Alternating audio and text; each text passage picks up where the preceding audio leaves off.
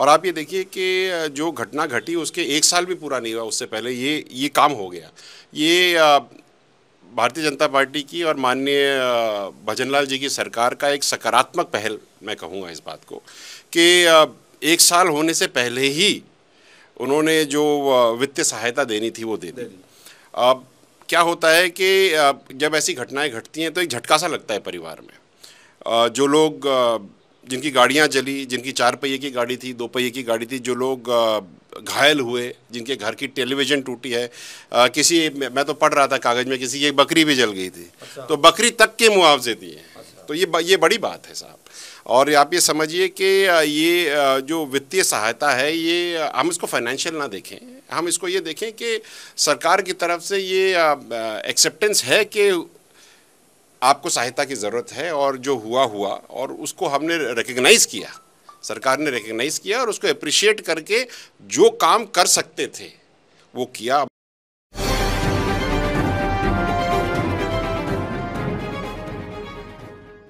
राजस्थान के देवली नियारा विधानसभा क्षेत्र में आने वाला समरौता गांव सबको याद होगा। वहां पर किस तरीके से निर्दलीय प्रत्याशी नरेश मीणा और एसडीएम अमित चौधरी के बीच में जो मामला हुआ वो पूरे देश में चर्चा में रहा। लेकिन अब सरकार ने वहां के लोगों को कंपनसेशन दे दिया है। हमारे साथ मौजूद हैं भाजपा के नेता और देवली नियारा के पूर्व प्रत्याशी विजय वैसला, जिन्होंने लोगों से मुलाकात की थी उस दौरान और उनसे मुलाकात करके सरकार से मांग की थी कि उन्हें राहत दी जाए क्योंकि वो परेशान थे। विजय जी, आज समरौता गांव के लोगों को राहत मिल गई है सरकार की तरफ से जो मिलनी थी, आप उस पूरी राहत से संतुष्ट हैं?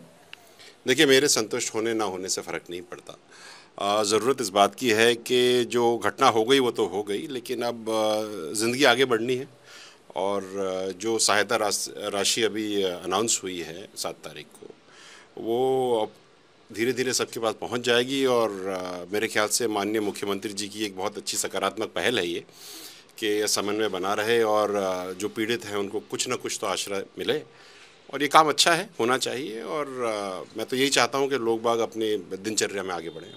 आप तो यही चाहते हैं। उस समय ये कहा जा रहा था कि गाड़ियाँ बहुत कम जली हैं, 2 व्हीलर्स 4 व्हीलर्स सबकी विधिवत अलग अलग राशि तय की गई है, किसी की 30,000 है, किसी का 1 लाख है। लोग जो घायल हुए उनकी भी राशि तय हुई है, उनको कंपनसेशन दिया गया है। एक बड़ी संख्या में चीज़ें हुई हैं। बहुत सारे नेता मंत्री उस दौरान समरौता में जा रहे थे, आपने खूब वहाँ दौरे किए, कुछ लोग आपसे लिपट के रो भी रहे थे। मेडिकल जो आपने कैंप की बात कही, सारी चीज़ें हुई, आप कह रहे हैं संतुष्ट जो भी हैं। मैं दूसरी बात पूछ रहा हूँ कि आप फिर जाएंगे क्या, लोगों से मुलाकात करेंगे?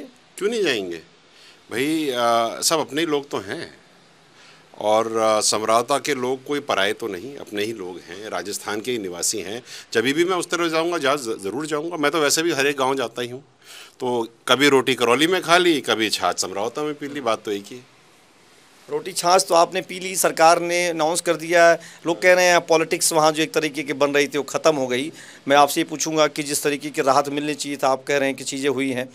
मैं एक बात और कर रहा हूँ कि आपकी बातचीत हुई किसी से वहाँ पर, जब अभी जो लोग आपके टच में थे या जो बातचीत हुई? हाँ, वो तो देर सवेर बात होती रहती है। हाँ। ऐसा तो है नहीं। देखिए क्या होता है कि एक प्रत्याशी रहना एक बात होती है और ऐसा नहीं कि अगर आप प्रत्याशी नहीं हो तो वहाँ से रिश्ते टूट जाते हैं। रिश्ते तो ज़िंदगी भर के बनते हैं लोगों के साथ, तो वो रिश्ते निभते हैं, लोग फ़ोन करते हैं, दुख दर्द हम लोग एक दूसरे का शेयर करते हैं और दुनिया चलती है। तो विजय वैसला जी, आखिरी सवाल है कि समरौता गांव को लेकर के जो एक माहौल था, आपको लगता है कि इस कंपनसेशन के बाद लोगों के दिल में एक बात और अच्छी आएगी कि चलो हमारी बात सरकार ने सुनी, विजय जी की मांग पूरी हुई? देखिए, मांग मेरी नहीं थी, लोगों की मांग थी और ये नेचुरल ऑर्गेनिक मांग है और ठीक हुआ कि ये बात पूरी हो गई। और आप ये देखिए कि जो घटना घटी उसके 1 साल भी पूरा नहीं हुआ उससे पहले ये काम हो गया। ये भारतीय जनता पार्टी की और माननीय भजनलाल जी की सरकार का एक सकारात्मक पहल मैं कहूँगा इस बात को कि 1 साल होने से पहले ही उन्होंने जो वित्तीय सहायता देनी थी वो दे दी।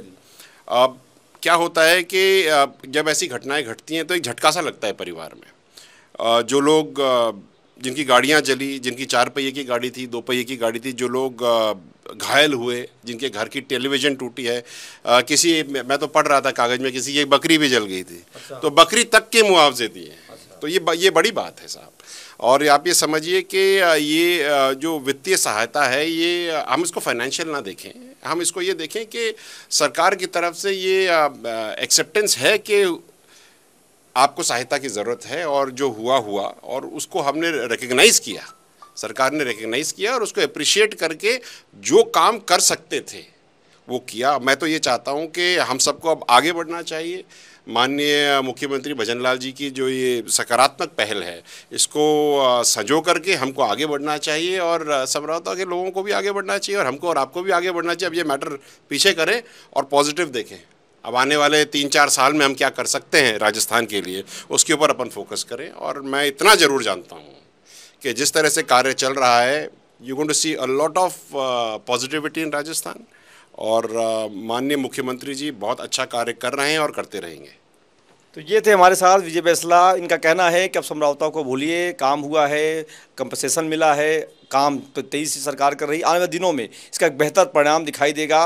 राजस्थान में जिस तरीके से समझौता को लेकर के एक पॉलिटिकल माइलेज लेने की होड़ मची थी, उस दौरान तमाम नेता अलग अलग तरह के बयानबाजियां कर रहे थे, लेकिन उस समय विजय बैंसला गए, वहां लोगों से मुलाकात की, सरकार तक उनकी बात पहुँचाई और सरकार ने अब कंपनसेशन दे दिया है। इनका कहना है कि मामला अब एक तरह से समाप्त हो गया है और अब आगे की तरफ सरकार को, लोगों को बढ़ना चाहिए। देखते रहिए पोल टॉक।